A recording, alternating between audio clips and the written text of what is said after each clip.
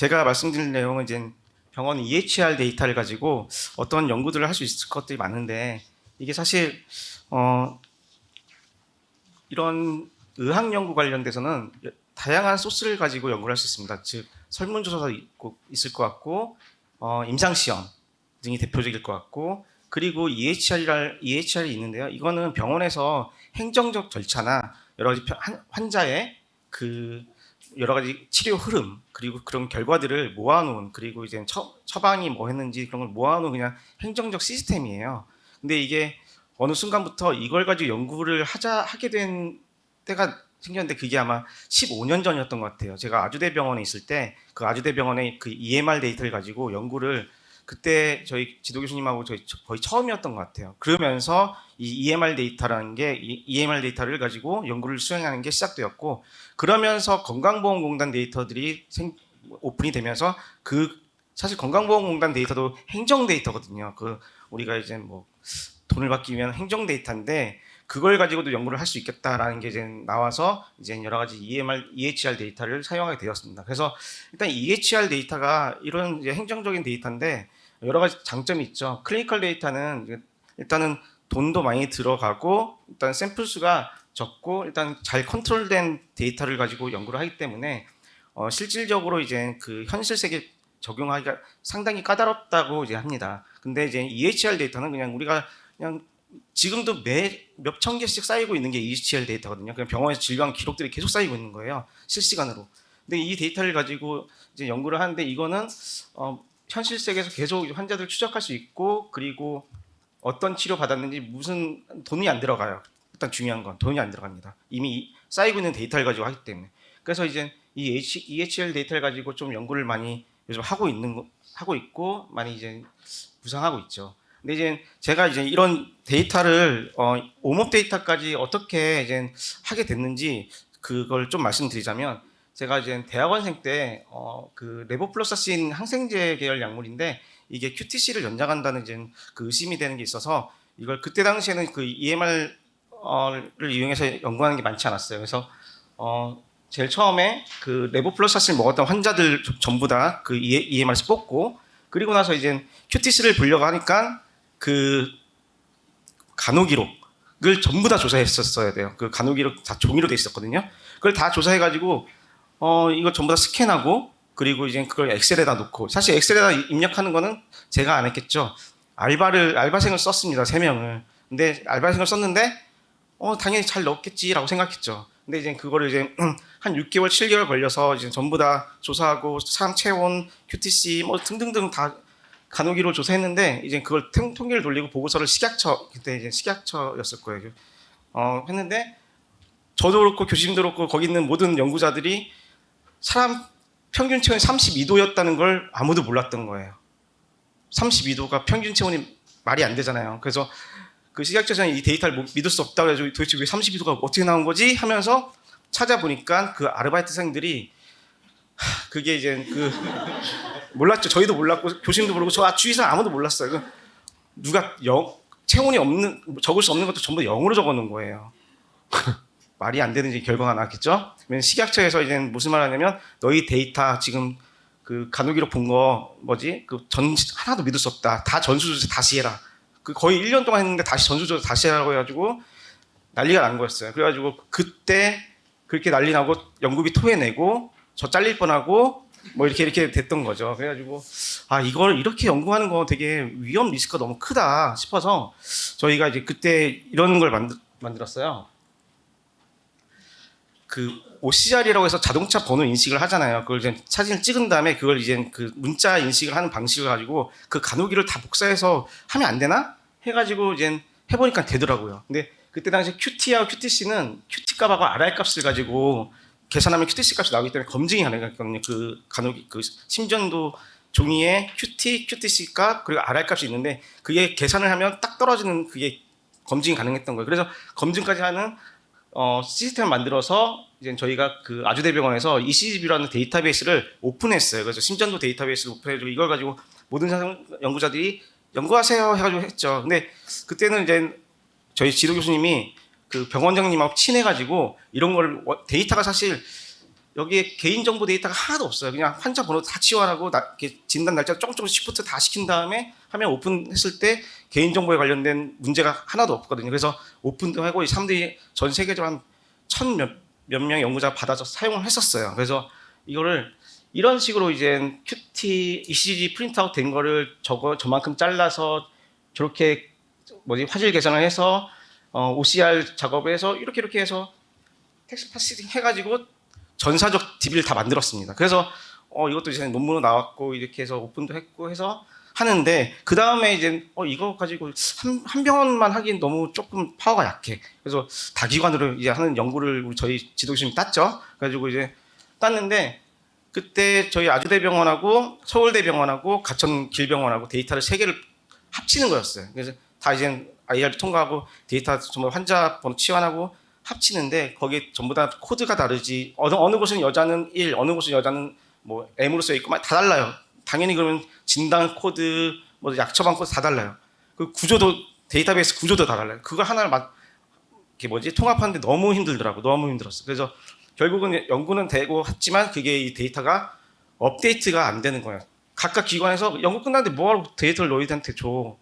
안 주죠. 그래서 줄 의향도 없고 그러면서 이제 이렇게 다기관 연구가 한쪽으로 모으는 게 되게 힘들구나라는 걸 이제 깨닫고 저희 지도교수님이 이제 저기 해외 그 안식년 가서 이제 뭐 오몹이라는 걸 좀 들었나 봐요. 그래서 오몹을 듣고 이제 저한테 이것 좀 알아보고 한번 해보자 해가지고 한 게 이제 이런 오몹 CDM인데 이 CDM이 뭐냐면 그 EHR은 전부 다 행정 데이터라고 했잖아요. 근데 이거를 연구 데이터로 바꿀 수가 있어요. 왜냐면 그 환자의 그 진료 기록이 첫 옵저베이션 날짜부터 언제까지 옵저베이션 기간인지 이것도 다 정하고 뭘 할 수가 있거든요. 그러면 이 사람이 환자가 병원에서 입원했을 때 어떤 약을 먹고 그리고 계속 검사를 하잖아요. 그 피검사. 이것들을 가지고 우리가 약물 어드버스 이벤트도 전부 잡아낼 수 있고요. 그걸 이제 군간으로 나눌 수 있고 이렇게 하는데 이제 그렇게 연구를 할 때 이제 오몹 CDM이라는 걸 이용하면 이 데이터를 한쪽으로 그러니까 각각 다 다른 병원에 있는 구조에 있는 데이터를 오몹 CDM 모양으로 만들면 코드 하나 가지고 그냥 결과는 다기화에 나올 수 있죠. 그럼 다기화에 나온 데이터를 그 결과를 가지고 저희가 이제 뭐 체계적 분석이나 아니면 뭐 그 메타 분석 같은 걸 진행할 수 있는 거죠. 그래서 이제 오몹 CDM이 나오고 지금 현재 양방에서는 엄청나게 많은 병원이 전부 다 오몹 CDM을 바꿔놨습니다. 그래서 제가 말씀드린 건 오늘 지금 오몹 CDM을 한방병원 것도 제가 하나를 바꿨어요. 그래서 이 자리에서 이제 보고 계실지 모르겠지만 이게 혹시 송출이 되는 건가요? 이 데이터를 사실 데이터를 주기가 되게 이걸 가지고 연구하라고 주기가 되게 쉽지 않은데 특별히 언급을 좀 해드려도 될까요? 원광대병원의 한방병원에 계신 이상광 교수님이 이 데이터를 가지고 한번 해봐라라고 좀 허락을 해주시고 또 원장님이시니까 그게 가능하고 사실 전산실에서 이렇게 말을 해가지고 할 수 있었던 거거든요. 그래서 그리고 이제 그렇기 때문에 이 데이터를 사실 아무도 안 주려고 해서 관심도 없죠. 이게 돈이 되는 게 아니거든요. 병원 입장에서는. 근데 연구자나 이제 앞으로 연구를 위해서는 해야 되는데 그 이성경 교수님께서 해주게 된 이성경 교수님 감사합니다. 네, 그래서 이제 이렇게 하게 됐습니다. 그래서 이제 이런 서론이 이렇게 있고요. 그래서 이제 오몹 CDM이 있는데 아까 전에 어드버스 이벤트도 그렇고 여러 가지 그 데이터들을 전부 다 EMR뿐만 아니라 그런 데이터들 전부 다 오몹 CDM에 넣을 수가 있거든요. 그러면 이걸 가지고 우리가 계속 관리를 할 수 있는 거예요. 관리를 하고 계속 연구를 할 수 있고 대신에 데이터는 각각의 병원에 있는 거예요. 각각의 병원에. 데이터 한 곳에 모으는 개념이 아니거든요. 그래서 이제 이런 게 많이 뜨고 있고 지금 이제 제가 한번 해봤다. 그래서 다양한 기관에 있는 병원을 이제 문제가 다양한 기관에 다 모든 게 다르기 때문에 여러 가지 문제가 있다. 특히나 한방병원 같은 경우는 데이터가 상당히 작아요. 그래서 이걸 저희가 모으지 않고 물론 모으는 게 아니라 같이 협력하지 않으면 그걸 가지고 피밸류 찾고 뭔가 연구하기가 상당히 생각보다 어렵거든요. 그래서 이제 그 다음 넘어가는 게 이제 건강보험원 데이터로 넘어가긴 하지만 어쨌거나 어려워요. 그래서 저희는 한방 쪽에서는 이런 CDM을 사용해서 다기관 연구를 진행해야 될 것 같다는 생각이 들고요. 그래서 여러 가지 문제가 있다. 이렇게 데이터 모으는데 뭐 여러 가지 다양한 정책들은 사실 제가 아까 전에 아주대병원 그 예를 왜 들었냐면 그 ECG뷰라고 해서 그 심전도 데이터베이스를 오픈했다고 했잖아요. 전혀 문제가 안 되거든요. 다 개인정보는 없애고 그냥 환자병 치환하고 막 이러면은 사실 오픈시켜도 문제가 지금까지 된 게 없었는데 병원 측에서는 원장님이나 아니면 전산실 분들은 그 일을 만들기 싫어서 사실 못 하고 있는 거예요. 굳이 돈도 안 되는 거. 그리고 전산실 직원은 아씨 일이 늘어나는데 내가 저걸 왜 해줘야 돼? 해주면 또 해달라고 하겠지. 그래서 안 해야 될 이유를 100만 가지를 들어줘요. 그분들은. 그래서 근데 이제 원장님이 해라 그러면 하는 건데 이제 여튼 그래서 이제 전산실 직원하고도 친해야 되고 원장님하고 친해야 됩니다. 그래서 이런 걸 하기 위해서는 그래서 이제 어쨌거나 이런 문제들이 있다, 어려운 문제들이 있다. 그래서 여러 가지 병원이 가지고 있는 데이터를 오모 CD로 바꾸면 이게 멀티센터 스터디가 너무 쉽게 가능하죠. 코드 연구 분석 코드 하나 가지고 각 병원에 따닥 던져주면 그 결과만 자동으로 모이게 하면 됩니까? 이거는 이제 그냥 오모 CDM에서 나오는 오모 CDM에서 나오는 그냥 소스가 다 다른데 그 모델로 그냥 너희가 변경하면 분석하는 코드 하나 가지고 3개 기관에 주고 그 분석 결과를 그냥 한 곳에 분석 결과만 모으는 거예요. 그래서 이제 개인정보 관련된 문제가 없죠. 그래서 보면은 이게 이제 오모 CDM이라는 모델인데 이게 생각 편하시게 하시면 됩니다. 퍼슨이라는 테이블이에요. 테이블. 옵저베이션 피리어드 테이블, 사망에 관한 테이블, 그리고 방문에 관한 테이블, 그리고 약에 대한 테이블, 진단명에 대한 테이블, 그리고 프로시저 어떤 시술을 했는지 뭐 어쩌고저쩌고 그런 테이블. 그리고 노트는 이제 간호기록 테이블. 사실 뭐 에피소드는 뭐 한 사람당 뭐 이렇게 질병 기간 이런 테이블. 이게 사실 병원에 다 있거든요. 결국은 병원에 다 있는 데이터를 이 표준이란 이게 사실 얘네가 먼저 했으니까 표준이지 저희가 먼저 했었으면 저희가 표준이었을 거예요. 근데 저희도 했었기 때문에. 근데 그런 생각까지 못했죠. 그래가지고 이제 이게 사실 이렇게 해외에서 국제적으로 이제 많이 쓰고 있는 오모 테이블이다. 그러면은 각 병원에 있는 데이터베이스를 이 구조로 그냥 바꾸면 되는 거예요. 그러면 이 구조로 바꾸면 여기에서 만들어 놓은 모든 소프트웨어를 사용할 수 있다는 거예요. 그냥 공짜로. 왜냐면 데이터를 바꿔놨기 때문에 그냥 거기에다가 올리면 되는 거거든요. 그러니까 우리가 마치 뭐 아이폰이나 안드로이드 폰 가지고 뭔가 개발할 때 코드가 예전에 2개 짰거든요. 애플 거 하나 그리고 안드로이드 거 하나. 근데 요즘은 그냥 하나 가지고 짜가지고 둘 다 올릴 수 있거든요. 그런 식으로. 근데 이거 이제 제일 문제가 되는 게 그 다음에 이제 보캐블러리거든요. 그러면 보캐블러리가 뭐냐면 그 진단명 그리고 약 처방명 이런 것들이 사실 여기에 다양하게 이것만 해도 한 20기가 넘어요. 국제적으로 다 사용하고 있는. 그건 저희가 여기서 매핑할 수 있는 건 매핑하고 여기서 매핑 안 되는 우리 한의학적으로 되게 약간 스페시픽한 것들은 저희가 코드를 개발해가지고 넣을 수가 있는 겁니다. 그래서 이것들이 다 제공이 되고 이게 제공이 되고 있고 이런 구조로 만들면 얘네들이 만들어 놓은 소프트웨어나 뭔가를 다 사용할 수 있다.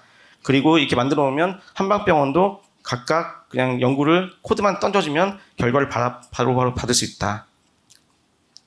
그래서 그 원광대 병원의 데이터를 이제 2012년부터 2022년까지 해서 이 정도 환자가 있더라고요. 이제 원광대 병원의 정보인데 이거 그래서 잠깐만 이러면 안 될 것 같은데 그래가지고 좀 이따 또 뭐 데모 하나 있어 데모 한번 보여드릴게요. 그래서 일단 했던 방법은 뭐 저희가 R이라는 분석 툴을 했고 SQL이라는 건 데이터베이스 그러니까 엑셀.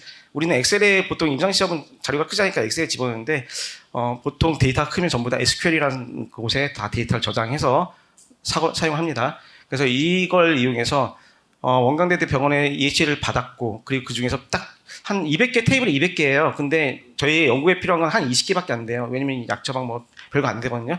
나머지 다 날리면 돼요. 그냥. 그리고 연구에 필요한 것만. 그래서 이렇게 해서 그 웜업 CDM에 맞게 이제 변경하고 코드 매핑하고 그리고 이제 여기서 제공해주는 무슨 툴로 퀄리티 체크를 하고 그 다음에 오븐 CDM으로 만들어놨습니다.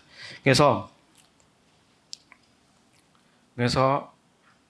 이제 뭐 매핑은 보면은 그쪽에서 오븐업 쪽에서 제공해주는 거는 코드는 로잉크 코드 뭐 이런 것들로 매핑할 수 있었고 저희 원광대에서 사용하는 탑 50개 그 코드들만 매핑했거든요.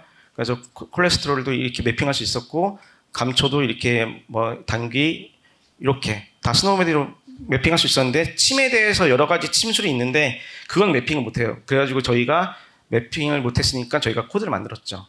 잠깐만요.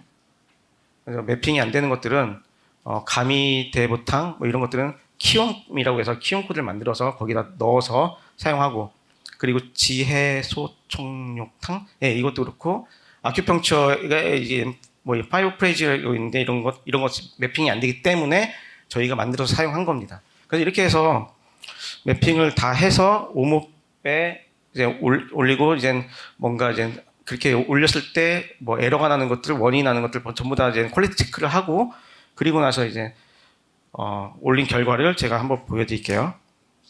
네, 이 원광대병원의 그 일부 데이터를 가지고 한 거고요. 그리고 이제 원광대병원에 80 이만큼의 환자가 있고 남녀 비율 이렇게 있고 그리고 나이대가 이렇게 있고 사실 그 원광 이상광 교수님도 병원에 있지만 그 EMR을 쓰지만 이렇게 집계된 데이터를 사실 처음 봤다고 하더라고요. 병원의 그 전체적인 뭔가의 느낌 그리고 어느 나이대가 되게 많은지 그리고 사람이 몇 년도에 많이 왔는지 뭐 이런 것들 한 번에 볼 수 있거든요. 근데 이게 제가 코드 짠 거 아닙니다. 저희는 그 바꿔서 얘네 그 아까 오무 쪽에 제공하는 그걸 이용한 거예요. 너무 편하죠. 그런 다음에 이걸 보면은 이제 약 처방도 보면요. 드럭이라 보면은 이제 매핑을 쭉 해놨는데 테이블에서 예를 들면은 백복령 이런 걸 보면은 이렇게 거기서 처방한 백복령이라는 그 약이 처약이 이제 1000명당 몇 명 사용되는지 연도별로 이렇게 저희가 볼 수가 있어요. 연도별로 이렇게 해서 볼 수가 있고요. 마우스가 이렇게 해서 이렇게 몇 년도에 그리고 나이대별로 이렇게 다 볼 수가 있습니다. 그리고 이것도 1000명당 몇 명이 이걸 더 처방받았는지 쭉 이렇게 날짜별로 이렇게 볼 수 있고요. 그리고 이게 남자가 처방 많이 받았는지 여자 처방 많이 받았는지 이런 식으로 볼 수가 있고요. 그리고 이제 이 얼마 기간 동안 처방받았는지 이런 걸 볼 수 있습니다.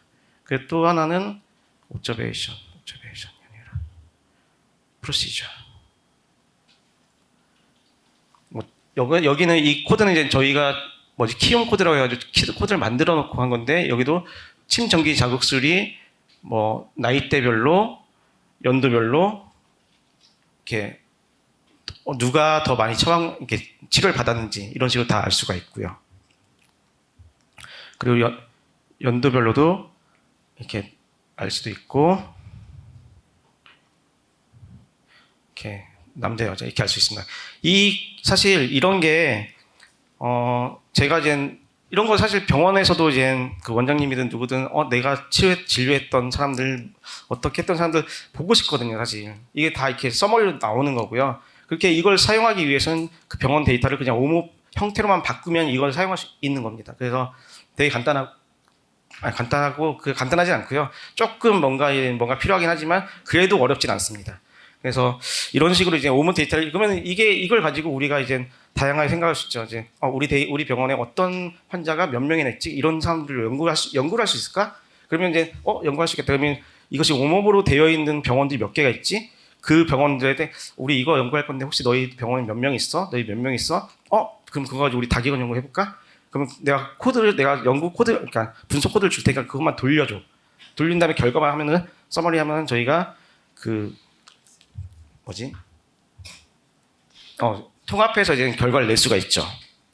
그래서 이제 제가 이제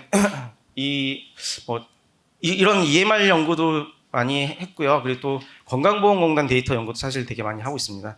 근데 건강보험공단 데이터를 하면 할수록 저희가 첩약 데이터가 없다는 게 너무 한계점이 있고 이 EMR 데이터는 또 하자니 이 EMR 데이터는 팔로우업이 안 돼요. 왜냐면 병원에서 몇 년 지나고 나서 이 사람이 어떤 드럭 이벤트가 있었는지 사실 어떤 시술했는데 어떻게 무슨 상태인지 알 수가 없어요. 그러면 이 두 개가 보완이 되면 좋은데 계속 그런 고민했었는데 최근에 그 건강보험공단 데이터가 이제 결합을 해준다고 지금 이제 말을 해요. 그러면 병원에서도 만약에 이런 연구를 하기 위해서 사실 어떤 식으로 결합해 주냐면 그 병원에서 있는 주민등록번호를 전부 다 암호화시키는 거예요.